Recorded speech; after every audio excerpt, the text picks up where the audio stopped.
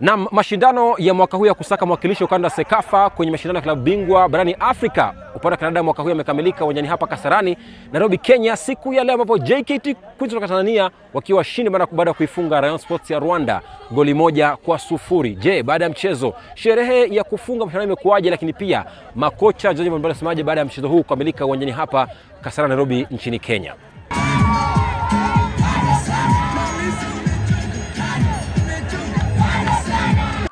Kwanza kabisa nipende kumshukuru Mwenyezi Mungu, tumeweza mechi salama. Mechi ilikuwa tough sana, ila tumecheza kiutu uzima, maana tumeondoka na kikombe.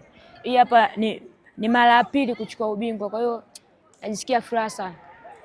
Matarajio yatakuwa mazuri sana sababu tutajipanga, yani tunataka tufike mbali, sio kama tulivyoenda mwaka juzi tukufika mzunguko. Sasa tunataka tufike nusu, ikiwezekana tufike hata final. Nashukuru Mwenyezi Mungu kuweza kupata hii tuzo. Pia inanipa hamasa kubwa sana ya kuweza kufanya mengine makubwa, kwa sababu kabla ya first tournament nilichukua hii. Kwa hiyo ni mara yangu ya pili kuchukua kwenye haya mashindano. So nashukuru Mwenyezi Mungu, pia nilitarajia hivyo kulingana na maandalizi ambayo tulikuwa nayo.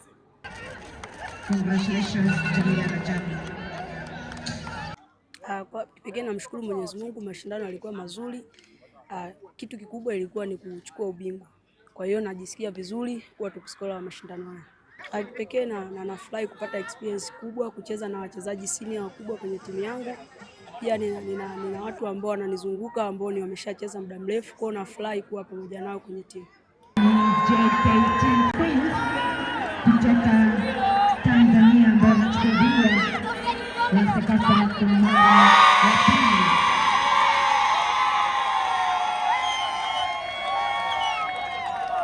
Asante sana.